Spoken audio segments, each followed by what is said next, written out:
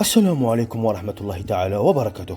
مرحبا بكم في قناة نيوز نتورك دي زاد. قبل أن نبدأ الفيديو لا تنسى أن تشترك في القناة وتضغط على زر اللايك وتفعل الجرس حتى يصلكم كل جديد.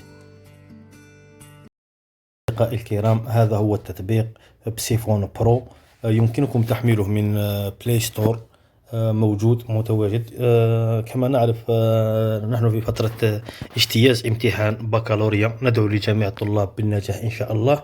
والأشخاص الذين لا يعرفون كيفية استخدام مواقع التواصل الاجتماعي أو أي موقع مهما يكن، فهذا هو ال VPN الذي يتيح لك استعمال مواقع التواصل الاجتماعي أو استخدام أي موقع.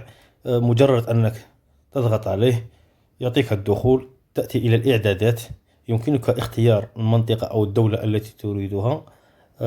فقط تضغط عليها وتضغط على يعمل وتضغط على ابدأ. ننتظر قليلا أصدقائي الكرام حتى يفتح المتصفح.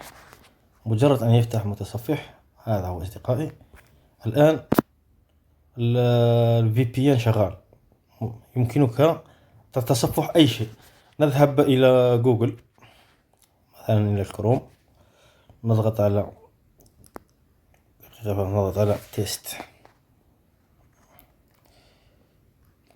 تيست سبيد.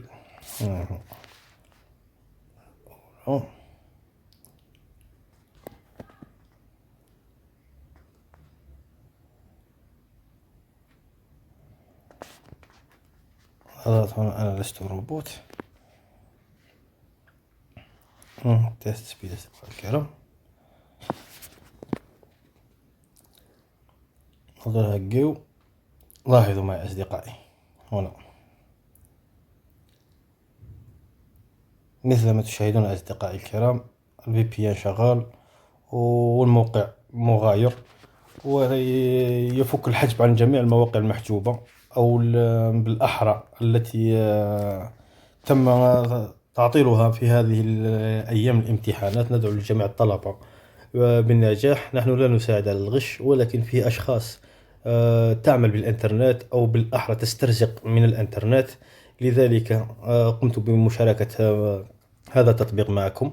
لا تنسوا أن تدعمونا بالاشتراك والضغط على اللايك وتفعيل الجرس حتى يصلكم كل جديد. والسلام عليكم ورحمة الله تعالى وبركاته.